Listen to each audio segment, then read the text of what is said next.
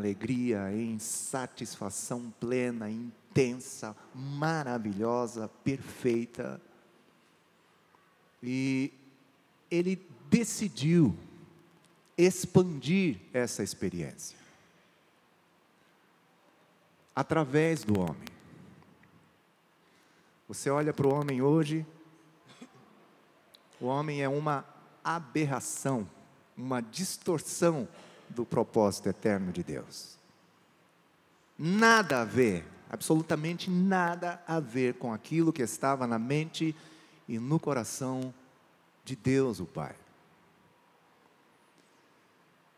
Como ele fez? O capítulo 2, o verso 7, diz que Deus formou o homem do pó da terra. Soprou em suas narinas o fôlego de vida e o homem passou a ser alma vivente. Quando eu leio essa passagem, eu me recuso a pensar que ele fez isso à distância. Eu viajo e imagino o Senhor formando um boneco de barro e aproximando-se deste boneco e face a face com ele, soprando em suas narinas o fôlego de vida. O texto diz que o homem passou a ser alma vivente, veio à existência, teve consciência. E eu faço uma pergunta para vocês nessa noite, neste momento em que ele recebeu o fôlego de vida e teve consciência, eu pergunto para você, qual foi a primeira visão que o homem teve? Eu não sei se você concorda, mas eu tenho plena convicção que a primeira visão do homem criado foi da face do seu Criador,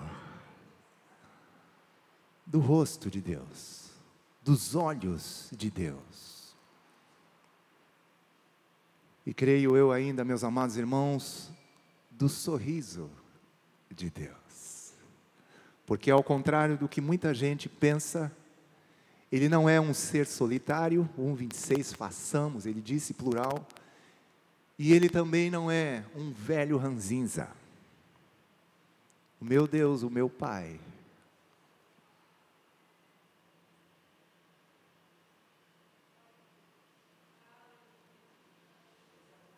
é feliz. Na sua presença há plenitude de alegria, há delícias perpetuamente. Então eu creio que Deus fez dessa forma para marcar o homem, para imprimir, estabelecer na vida do homem o princípio mais importante, que deveria ser a regra para a sua vida, criado não apenas conforme a imagem, a semelhança do seu Criador, mas face a face com Ele, dessa forma íntima, próxima, amorosa, preciosa. Para quê? Para que o homem pudesse entender que foi criado para Deus, criado por Deus e para Deus. O verso 4 de Efésios 1 diz que antes da fundação do mundo, o Pai já nos havia escolhido em Cristo, nos predestinado, verso 5, para filhos, para sermos dele, vivermos com ele. O verso 4 fala para estarmos perante ele, vivermos com ele. O homem foi criado para isso. Façamos 1:26, como ele fez, 2:7, para o que ele fez. Tanto o verso 8 quanto o verso 15 nos revelam algo interessante. Diz que o Senhor formou um jardim no Éden. O verso 15, o 8 diz que Deus colocou o homem que havia formado nesse jardim. O 15 ainda traz o detalhe de que o Senhor colocou o homem no jardim do Éden para o cultivar e guardar. Interessante, meus amados irmãos, eu cresci com essa ideia de que o jardim do Éden era um paraíso, e essa ideia não estava errada. Mas com cuidado, você olhando na raiz da palavra, o significado além de uma área cercada, além de um jardim, de um lugar aprazível, ou simplesmente um paraíso, Éden significa prazer. Prazer. E Deus colocou o homem no prazer, para que o homem pudesse cultivar, que significa trabalhar, investir, se dedicar. Cultivar e guardar, que significa observar, valorizar, proteger, guardar na memória.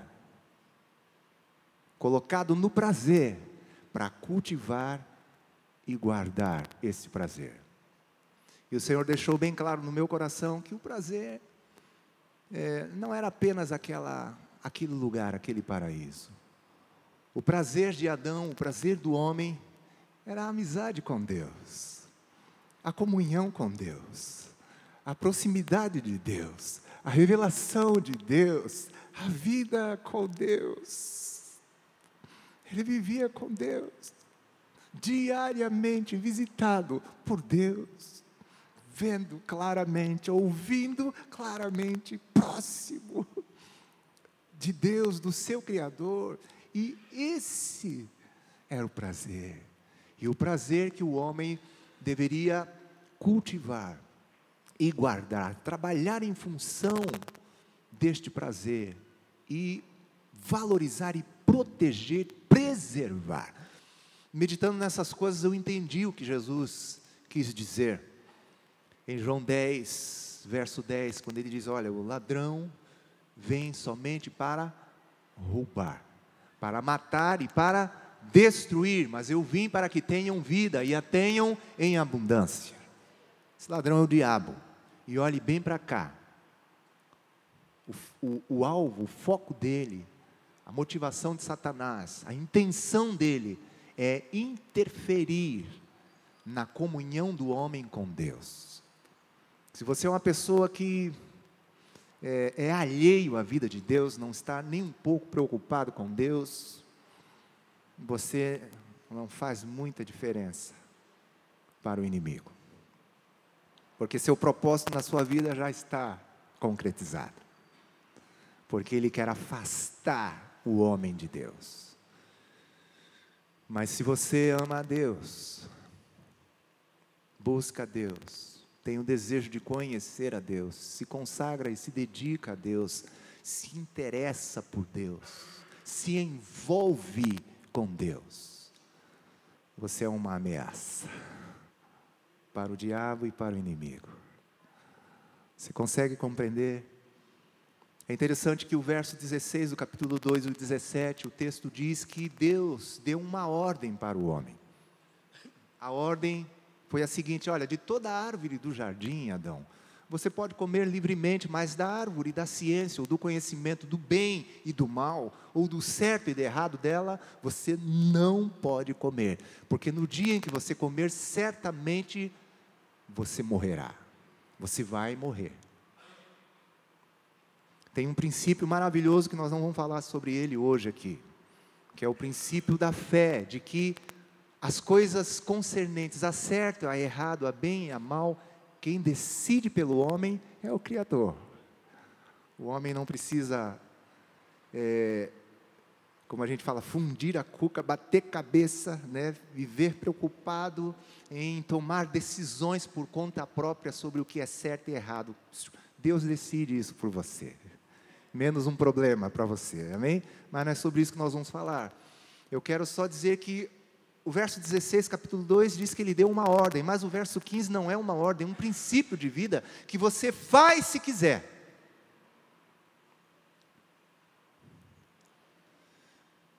E quando você quer fazer, cultivar, guardar, buscar, se envolver com Deus, conhecer a Deus, isso é glorioso.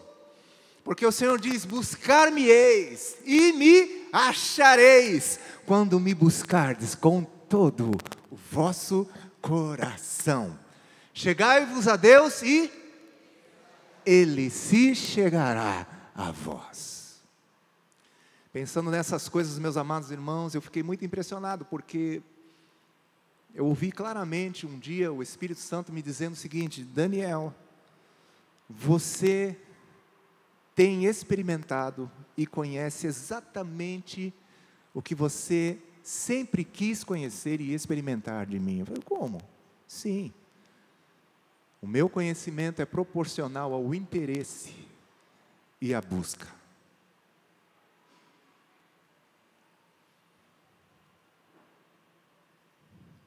O que você sempre quis de Deus, você tem. Quer mais? Busca. Cultiva. Guarda. O que é isso que você está dizendo? Só estou repetindo o que está em Gênesis, que é um princípio da criação. Deus criou o homem para isso. Para que o homem pudesse se interessar, trabalhar em função desse prazer e proteger, preservar este prazer. Essa palavra ela é muito mais séria do que nós pensamos. Muito, muito mais séria do que nós pensamos, porque o homem foi criado dessa forma tão próxima de Deus, e o pecado, para quem não conhece, não compreende o significado de pecado, o pecado é um desvio, foi uma interferência brutal no propósito de Deus, é uma perda de rumo.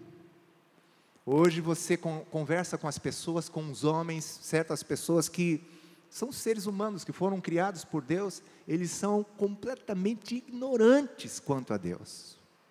Você fala de Deus para essas pessoas, e essas pessoas, parece que elas recebem essa palavra Deus, Jesus, como parece que é um palavrão que você está dizendo para ela.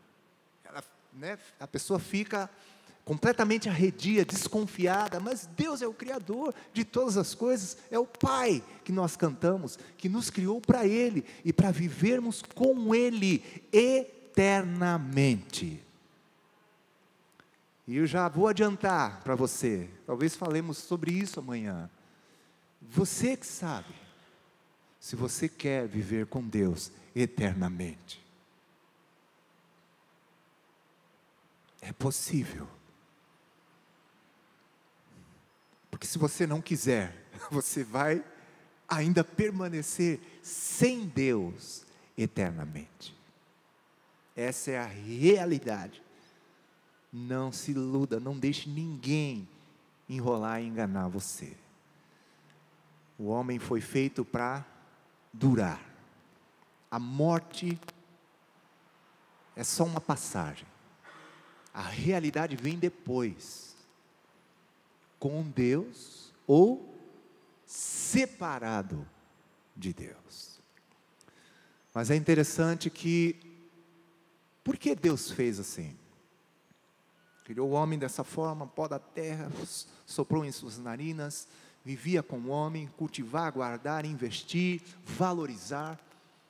O homem deveria observar com quem ele vivia, o seu Criador, a comunhão que ele tinha, o prazer, todas as coisas, já disponibilizadas por Deus, a amizade, vivendo como filho de Deus, deveria observar aquilo, valorizar e dizer: eu não posso perder isso por nada. Quando algo é precioso e valioso para nós, nós protegemos, nós guardamos. Sim ou não, meus irmãos? Sim.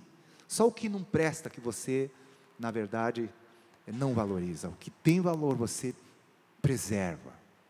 E o maior valor de um ser humano é o seu Criador. E é interessante que o verso 26 do capítulo 1 e o verso 27 revelam que Deus criou o homem à sua imagem. Façamos o homem à nossa imagem, conforme nossa semelhança. O 27 diz que Deus criou o homem e a mulher, macho e fêmea, a imagem de Deus o criou. E você sabe qual é o significado aí? É algo tremendo, algo maravilhoso, porque imagem também fala de reflexo. Você, quando chega na frente de um espelho, você vê a sua imagem refletida no espelho.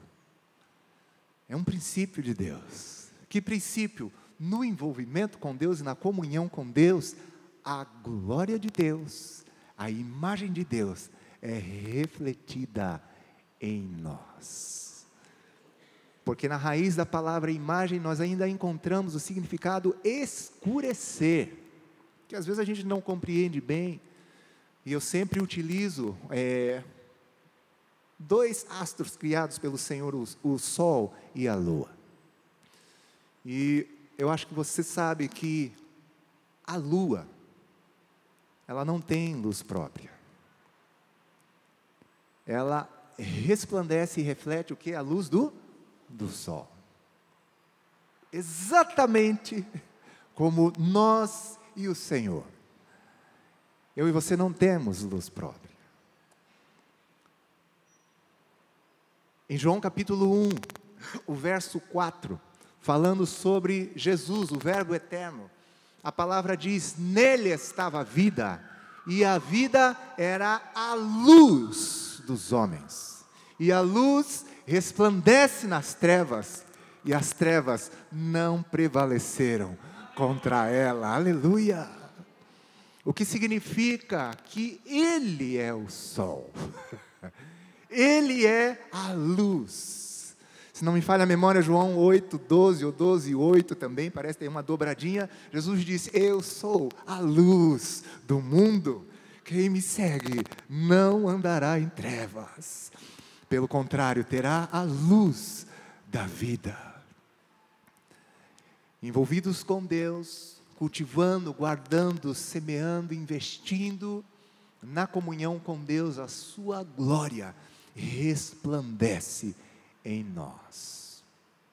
Exatamente como o que Êxodo capítulo 34, se não me falha a memória, no exemplo de Moisés, nos ajuda a compreender, porque o texto diz que Moisés subia ao monte para falar com Deus. Quando Moisés descia do monte, o seu rosto brilhava. A raiz da palavra emitia raios. O rosto de um homem, de Moisés, depois de ter falado com Deus. E ele descia do monte, e os filhos de Israel temiam falar com Moisés, se aproximar de Moisés, porque o rosto de Moisés brilhava. Mas por que o rosto de Moisés brilhava? Depois dele ter falado com Deus, 40 dias no monte, Deus falando com ele, dando mandamentos para ele instruir e ensinar ao povo de Israel, e nem ele percebia. A ficha caiu depois, quando viu o povo meio inquieto, não querendo se achegar a ele, aí soube que seu rosto estava emitindo raios. Aí Moisés colocou um véu. Paulo, em 2 Coríntios capítulo 3, o verso 18, no contexto ele está falando justamente dessa experiência de Moisés, e ele diz o seguinte: olha, nós não somos como Moisés. Ele diz: e todos nós com o rosto desvendado e refletindo como por espelho a glória do Senhor, somos transformados de glória em glória na mesma imagem como pelo Senhor, o Espírito. Em comunhão com Deus, eu e você somos transformados de glória em glória. Consequentemente, separados, afastados, distanciados de Deus, aí são as coisas que nós vemos aí no mundo. As atrocidades, a miséria, a desgraça, a violência. É fácil de explicar o porquê de um homem ser capaz de fazer coisas que tem feito aí por todo o mundo. Está longe de Deus. Ele não foi criado para isso, mas está longe de Deus, e longe de Deus não tem quem preste. Olhem bem para cá, nem eu e nem você. Não temos vantagem nenhuma, eu não tenho vantagem nenhuma sobre ninguém, homem nenhum neste mundo. O que faz a diferença é estar perto do Pai. Aleluia! Amém ou não? Estar perto do Pai. Pois é, nós fomos criados para isso. Sempre quando eu falo dessa palavra, eu pergunto para os irmãos: como é que está o seu banco de horas? Se você foi criado para cultivar e guardar, para trabalhar em função da comunhão com Deus, pergunta para quem está do seu lado: como é que está? seu expediente, seu, seu banco de horas. Está trabalhando, está investindo. Olhe bem para cá, se você investir, vai ter retorno. Vai ou não vai? E o retorno que você tem recebido é proporcional ao teu investimento. Se está ganhando pouco, está trabalhando pouco. Investe um pouco mais. Mas eu quero trazer esperança para você também nessa noite, porque acontece uma coisa muito engraçada. Já aconteceu comigo e com certeza deve ter acontecido com os meus irmãos. Alguém já disse para você, talvez um colega de trabalho, ou um parente, um familiar, já disse para você assim: nossa, você tem uma luz. Quem já teve essa experiência? Olha lá.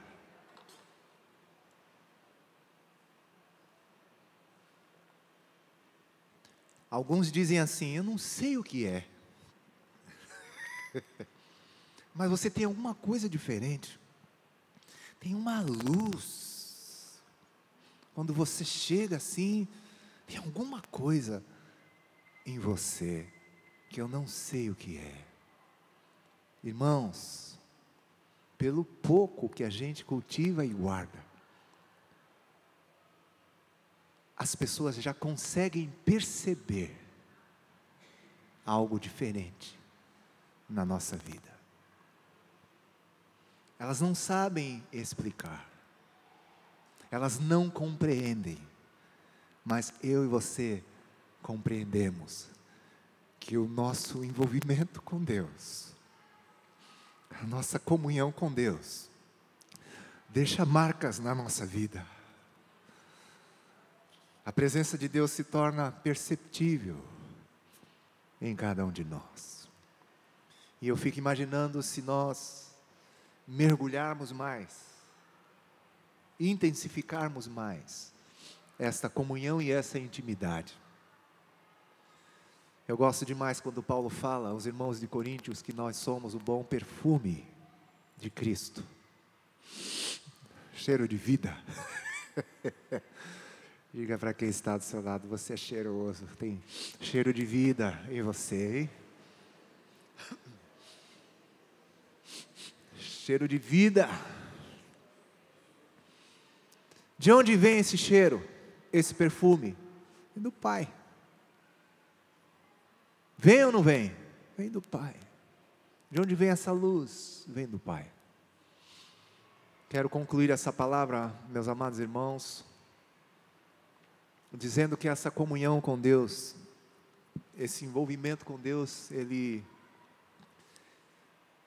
promove transformação na nossa vida. Em primeiro lugar, na nossa saúde até.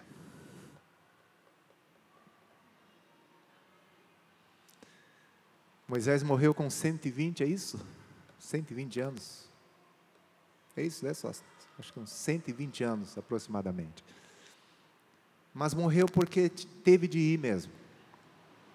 Ele pediu para partir, né?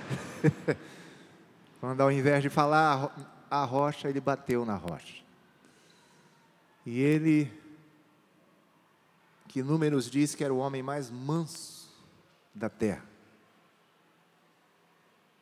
Era o homem mais manso da terra, mas que já havia matado um egípcio para proteger um hebreu que estava sendo maltratado.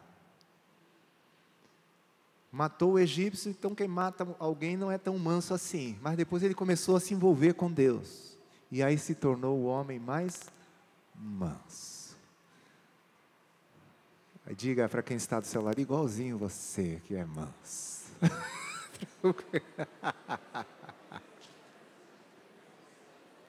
Se não é, será. No envolvimento com Deus.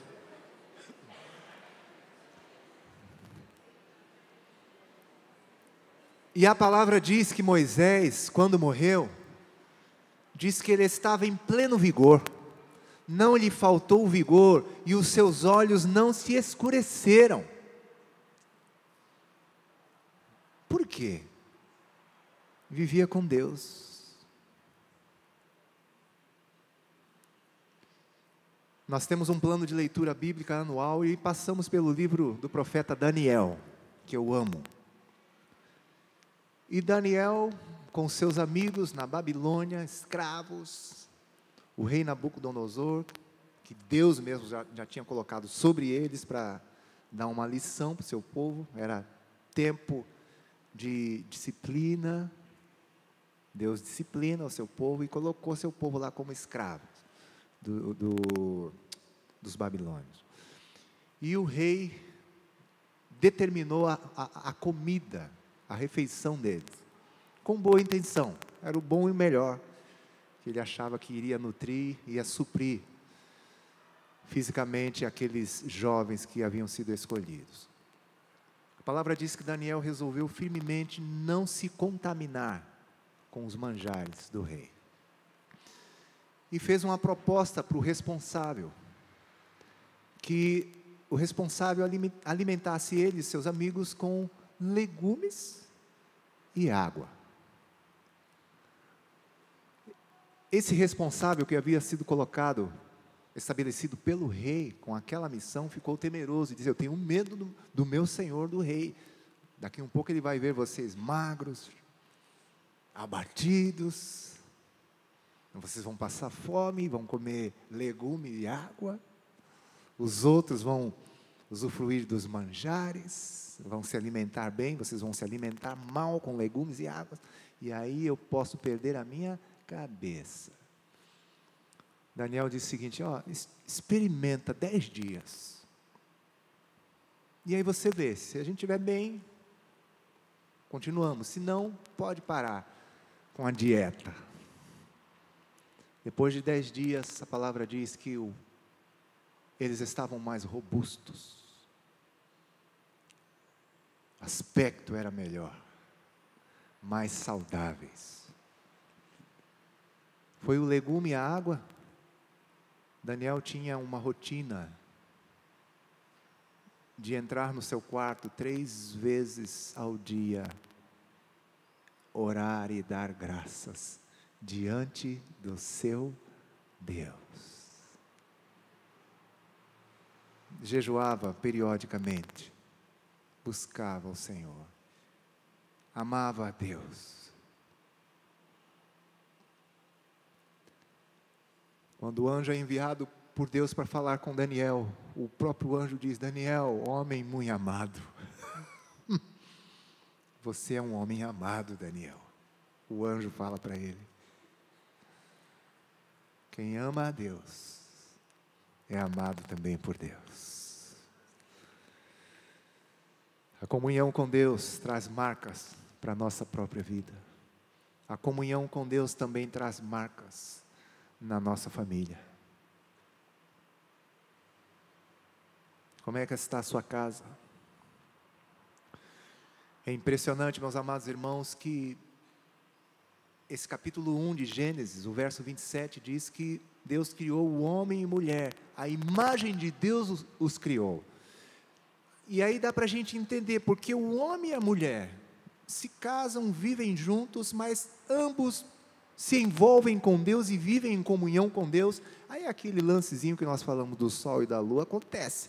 Esse marido que vive em comunhão com Deus, a glória de Deus é refletida nele, e dele para a sua esposa.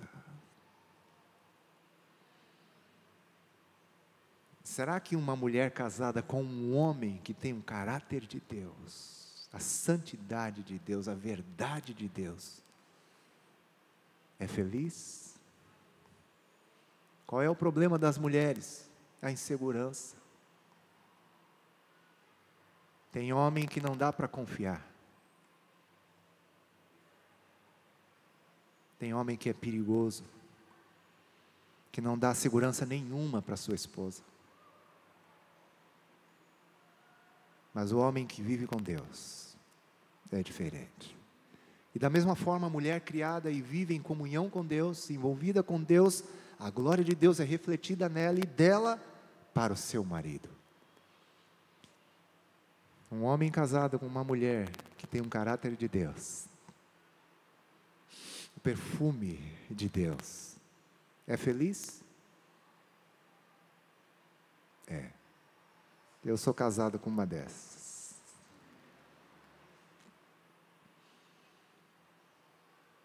Os dois em comunhão com Deus e refletindo a glória de Deus um para o outro. Os dois em comunhão com Deus, refletindo a glória de Deus um para o outro e para os seus filhos. Esse é o segredo. E por último, a comunhão com Deus também traz marcas para a sociedade. A pessoa que mais comunhão manteve com Deus nesse mundo foi Jesus. E as Escrituras, quando você vai lendo com atenção, você vai vendo que Jesus, mesmo sendo Filho de Deus, escuta bem, continuamente se retirava para lugares solitários e orava. Às vezes passava a noite orando a Deus, acordava à alta madrugada. Ele precisava fazer isso? É o princípio. E é impressionante, meus amados, por exemplo, até no capítulo 17 do Evangelho de Mateus, o Monte da Transfiguração, ele foi com o propósito de orar, e orando a Deus, o seu rosto começou a brilhar mais do que o sol na sua força, as suas vestes resplandecentes. Quem se envolve com Deus, começam a acontecer coisas, desencadear coisas, transformação na sua própria vida, na sua família, mas também na sociedade. Porque pelo menos em 2 ocasiões, quando Jesus expulsou aquele demônio do filho daquele homem, e se não me falha a memória, isso aconteceu quando ele desceu desse monte da transfiguração. Porque ele foi e levou só Pedro, Tiago e João com ele. Os outros ficaram lá embaixo. E aí veio um homem com um filho possesso de um espírito, de um demônio, pediu para os discípulos que ficaram lá embaixo para expulsar o demônio, os discípulos não puderam. Quando Jesus desceu, o homem veio, dedurou os discípulos. Eu trouxe aqui meu filho, mas eles não puderam expulsar. Tem misericórdia, se tu podes fazer alguma coisa. Irmãos, a palavra diz que quando trouxeram o menino e ele viu Jesus, o demônio lançou por terra espumando, já houve uma reação. A outra história, o Evangelho de Marcos, capítulo 5, daquele endemoniado gadareno, que era uma tarefa difícil, o cara possesso de uma legião de demônios, provavelmente centenas de demônios no corpo de um homem só. Mesma coisa, diz que de longe, quando ele viu Jesus, correu e se prostrou aos pés do Senhor. Eu entendi melhor isso no capítulo 14 de João. Nós conhecemos bem o verso 6, que Jesus disse: eu sou o caminho e a verdade e a vida, e ninguém vem ao Pai senão por mim. Se vocês tivessem me conhecido, Jesus disse, vocês também teriam conhecido a meu Pai. E no contexto, Jesus diz o seguinte: olha, quem vê a mim, vê quem, irmãos? Vê o Pai. Quando aqueles endemoniados, ou os demônios, viram aquele homem que Isaías escreveu que era sem parecer, sem formosura, não era um bonitão, aquele artista de cinema de Hollywood, Jesus não tinha nada que atraísse, não era bonitão, mas a glória do Pai estava nele, e quem olhava para ele, quem via Jesus, via o Pai. Jesus, quem vê a mim, vê o Pai. Por isso o escritor de Hebreus capítulo 1 diz que ele, verso 3, é o resplendor da glória e a expressão exata do ser do Pai.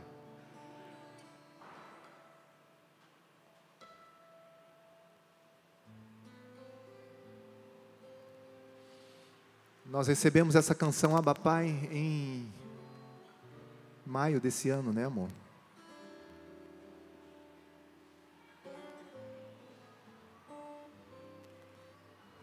Muito diferente das outras canções que o Senhor nos deu. Até eu fiquei um pouco chocado, porque a nossa tendência é sermos tradicionais, religiosos, e determinar que Deus tem que ser desse jeito e agir desta forma. Mas o Senhor tem me dado uma lição através dessa canção.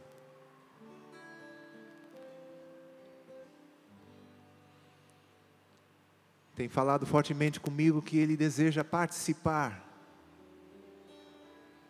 da minha vida normal e comum. Não quer ser encontrado na igreja. Quer morar comigo na minha casa. Quer andar comigo. Quer viver comigo, quer brincar comigo.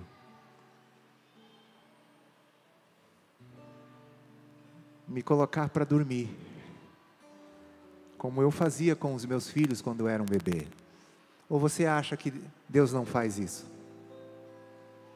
O salmista, compreendendo bem isso, disse: em paz me deito e logo pego no sono, porque só Tu, Senhor, me faz repousar em segurança, repousar tranquilo, como o pai que nina, né, o seu filho. Todas as vezes que sentamos na mesa para comer, e eu gosto de comer, eu acho que já está quase na hora, Sóstenes, que o relógio biológico já está. E quando a gente olha na mesa, aquilo é graça de Deus. É o alimento que o papai mandou. O Pai que alimenta as aves nos céus, que veste os lírios no campo e que cuida muito mais de mim, de você, de nós. Que é Pai que muitas vezes nos chama a atenção, nos corrige, às vezes nos açoita, pega pesado conosco porque nos ama. Você já teve a oportunidade de receber a gente fala uma coça, né? Uma lambada do Pai? Deus sabe. Deus sabe cuidar de nós. E tem pessoas aqui nessa noite que estão sendo confrontadas, corrigidas. O que você está sentindo, diz o Espírito Santo, é a minha correção de amor, porque eu te amo. Não desmaies, diz o Senhor. Não desmaies. Abre bem os teus ouvidos e escuta, não desmaie. Quando eu te repreendo, quando eu te disciplino, eu faço isso porque te amo. Quero que tu sejas participante da minha santidade, diz o Senhor. E assim, meus amados irmãos, Deus, resumindo, a gente usa o termo buscar a Deus. O Senhor tem me mostrado que é Ele quem busca a nós. Tem uma passagem no Salmo 53, se não me falha a memória, você pode abrir. O texto diz que do céu olha o Senhor para a terra, para os filhos dos homens, para ver se há quem entenda, se há quem busque a Deus. Do céu Ele olha e fica caçando alguém. Deixa eu ver se tem alguém que está interessado em mim. Se tem alguém que está me procurando. Salmo 53, se não me falha a memória. O verso 2: 53, verso 2. E ainda os próximos versos vão falando coisas incríveis. Então Deus me procura.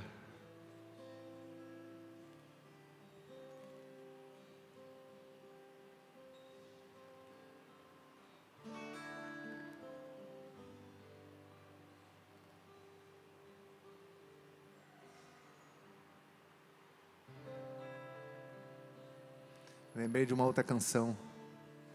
Pai, o teu amor é irresistível.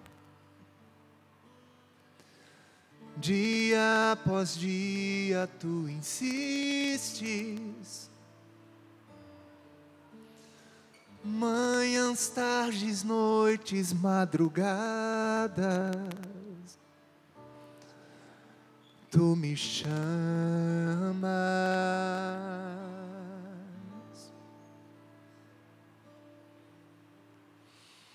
Pai, o teu amor é irresistível. É tão grande e incompreensível. Mesmo em minha insignificância, tu me amas. Meu Pai me chama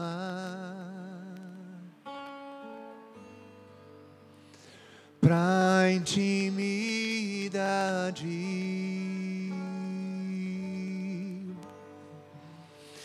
Meu Pai me chama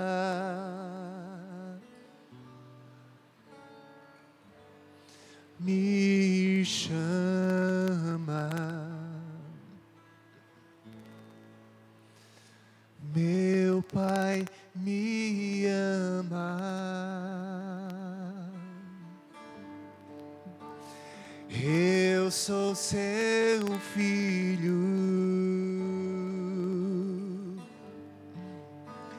Meu Pai me ama.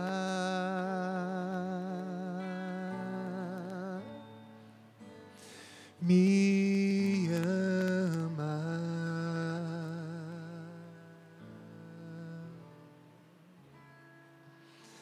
Pai, o teu amor é irresistível.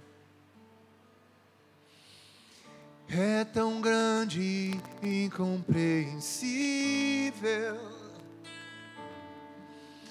Mesmo em minha insignificância, tu me amas.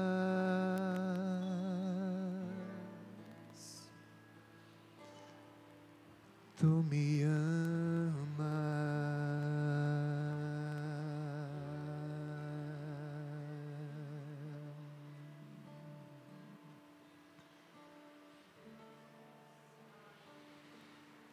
Alguém aqui gostaria de cultivar e guardar no prazer? Se você deseja isso, você pode ficar de pé no seu lugar.